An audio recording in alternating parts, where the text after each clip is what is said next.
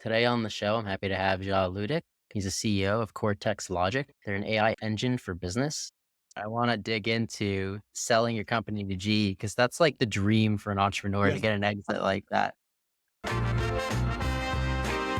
We started our first company. It was Ceasing Systems. And then eventually I sold that company to General Electric in 2011. That was the first AI company on the African continent, or at least originated from the African continent to be sold internationally to a multinational. But we went global. So we were selling our software and solutions more in industrial space, but we sold it globally. And we were working with Siemens and Wonderware and G Intelligent Platforms and so forth, and had all sorts of partnerships. And we ended up having an OEM agreement with General Electric 2000, and then up to 2011. And then I was part of obviously the share transaction deal, the retention bonuses. I worked at G I had to work there for at least 3 years, but I was there for 4.5, almost 5 years. It was a great experience. Spent quite a bit of time in the US, in Sandra Bone, Silicon Valley, Chicago, Lyle offices, G Intelligent Platforms was based in Boston or Foxborough, just south of Boston.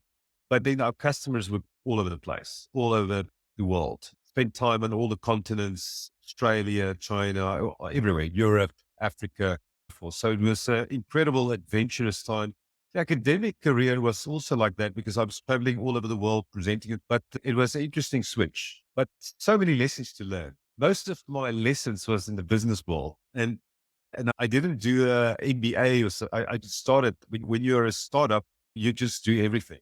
And we had to learn quickly and make mistakes. And as you go, you do it. But we made some we had some good people on our board and some investors coming in, angel investors, and then a VC as well. But we kept it fairly private up to selling it to General Electric. And then after that, I've got lots of stories there as well.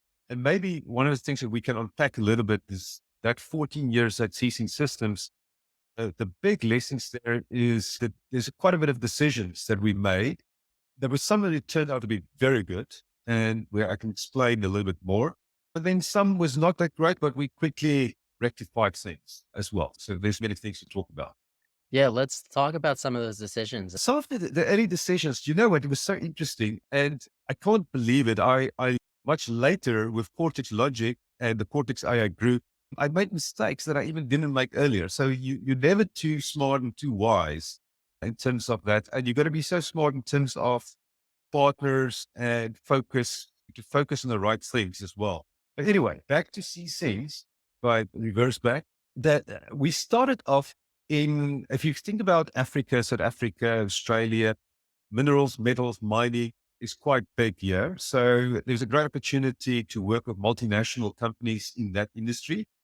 But we started at the same time doing quite a bit of work in the financial services sector, retail, and the financial services sector is quite good here in South Africa.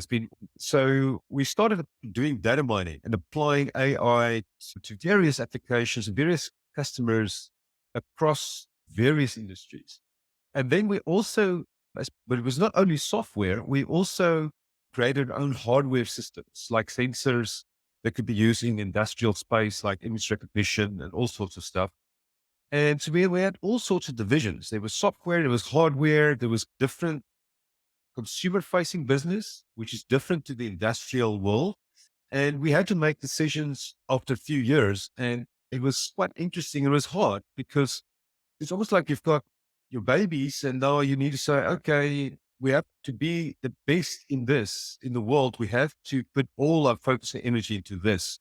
And so what we decided at that time was to say, we're going to focus on the industrial space because also barrier to entry was slightly more difficult. And even given also the composition of the team, which consisted of not only software engineers, but also software electronic engineers, but also chemical engineers and process engineers. So we were a very interesting mix and bunch of people that could use the domain expertise with the software and AI expertise. And even though it was not before deep learning, there was so much that we can still do with neural networks and AI machine learning and nonlinear predictive control systems.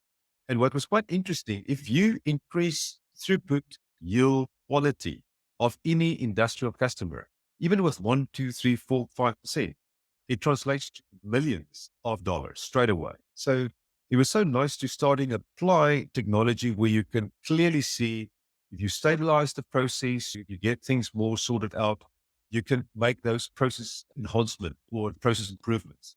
But not only that, also if you think about a piece of equipment, if you can simulate that piece of equipment and you can then predict maintenance. So this piece of equipment, say it's a furnace or a crusher or whatever it is, stays in operation, then obviously your throughput is going to be better and all of those kind of things. So predictive maintenance is a big use case.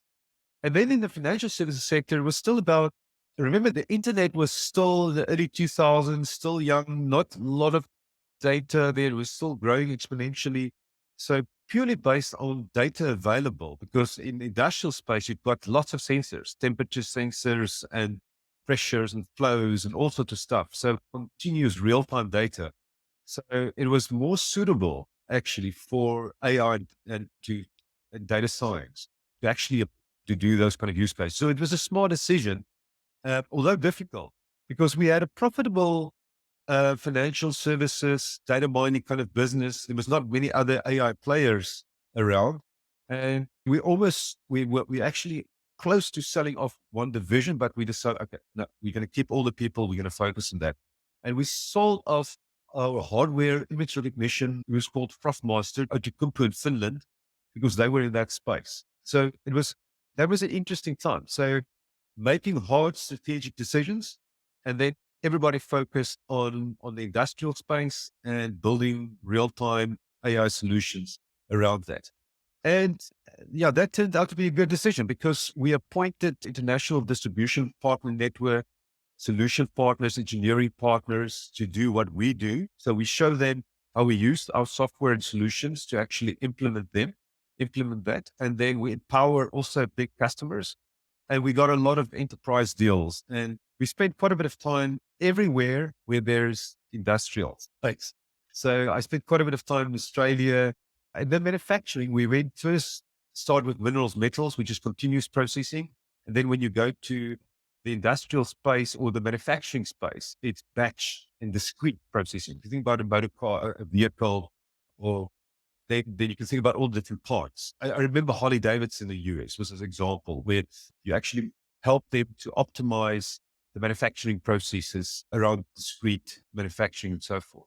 But anyway, so that was a good decision. And then we even did work for AMDs or it was a bunch of semiconductor companies as well, food and beverage companies.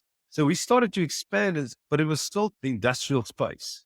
And we covered basically all the three different types of processes, continuous, discrete, and batch processes. And we had a troubleshooter and also then an architect, and we called it architect, where you actually develop the solutions and then you actually deploy in real time these kind of solutions. So it's quite interesting. Basically, what we did, General Electric sold HMI SCADA systems, which is like the human machine computer interface for the production users, for the engineers and production managers and so forth. And it was not only them, it was Wonderware, Siemens, and there was also the control layer. And we were adding like a AI layer on top of that HMI SCADA and control systems layer to actually do real-time causal analysis, troubleshooting, control, all sorts of different things on top of that layer. There was not a lot of companies focused on that. And then I think and there's not only GE, there was actually competing with Wonderware and some of the other companies that was in a similar space. And we actually had them as distribution partners. So it was also an interesting decision. Who do you go with? And we picked GE. And at that time, GE in the 2000s was like Apple now. They were the biggest company. So it was incredible for us to collaborate and work with them. But the reason they built credibility with us because they heard all their customers around the globe talking about the value that we adding with the AI on top of their software. And so it was a lot of engineering companies as well. There was a bunch of others as well, but that was quite interesting. And then we did an OEM agreement. So they've tested us out in a 2-year period before the acquisition where it's an original equipment manufacturer, where we spent quite a bit of time with GE because G was big in terms of their internal business. The G4G business, they into healthcare, they into energy, transportation, all sorts of different areas. So we were then doing predictive maintenance and process enhancement solutions for them internally as well as for their customers. So it was really good, but a great experience. GE itself was fantastic. I spent some time at the universities. GE's got their own kind of universities in New York and other places. And so it was really great. It was great to be exposed. Very professional company. I've got there's lots of lessons with that I've experienced, mistakes that GE made. Obviously 2011, 12, 13, because they coined the industrial internet, the term industrial internet, and they actually wanted to create a kind of AWS or Microsoft where it's a cloud offering covering looking at that. And what was interesting, they should have maybe partnered straight away with Microsoft. They invested so much in trying to build their own thing to be independent of the cloud. They were too late. I think it was already, so that was a wrong move. But anyway, there's so many other lessons there to learn. And the other thing I want to say is because obviously as a business owner, we could innovate very quickly and be very agile. And even it was so interesting in GE, they've got Eric Ries of the Lean Startup and everyone there, but it was so difficult for a big corporate, like a big ship, to innovate. And for them, innovation was almost like restructuring or for combining these teams and stuff. And to me, it was, you got to think about what are you actually selling to the customer? How quickly can you get it out? How quickly can you provide the right solutions to the right customers at the right time? All of those kind of things. So I've experienced a little bit of that as well. And that's why I went back into business. We're starting my own company, a company again. And the other thing is, I saw what DeepMind is doing, being acquired by Google for, I don't know, $500 million. And it was just no, no real profit or anything. They just assembled a great team. They're doing great stuff now. They've got great leadership with them as Hasibus. And I just realized it's great opportunities. But that's the next chapter to talk about in Cortex, because even with all the lessons learned, there was a series of things there that we probably didn't do well enough, but we were actually smart as well in terms of some of the choices as well. Learn quickly and fail fast, move quickly, go on and do things. And then obviously COVID. COVID was a unbelievable disruptor. But I will talk more about that as well in terms of the focus. Just want to give you a chance. So with selling the G, so they start as a client and then eventually they're like, oh, this makes a lot of sense for us to acquire you. It was more, they were a client as well later on, but they were more, we were selling to their clients as well. So it was, we were adding value to their software that they sell to their clients. It just, they didn't have the AI layer on top. They just had this human computer interface. We call it HMI. SCADA is human machine interface, and SCADA stands for supervisory control and data acquisition. So it was getting all the data from the sensors, Yeah. showing, displaying it for the operators so they control the plant. So effectively at a high level, that's what it does. Now, Yeah. what we did is we create, it's almost like digital twins. We create models of processes and models of pieces of equipment. And then you can do what if scenario analysis and you can get real time to bringing intelligence into that layer. And that's why they acquired us, because we were bringing intelligence into their software. That's basically what we did. So you almost accidentally made their software better just Yeah. by selling to their clients. And then they realized, oh, wait, That's, this is better than what we have currently. We should just go and buy them. yeah. Because when you have as much money as G, just it's like, all right, that's faster. Let's do that. That's what all these companies do. Yep. Google, Microsoft, and you see it all the time. They just see, if you think about Facebook, Oculus, whatever, there's so many examples. Well, they're just looking at acquisitions because YouTube, that turned out to be a good acquisition for Google. Apparently, they're making more. They can make, I think the ad revenue per year is now actual acquisition, I think was a few $1 billion.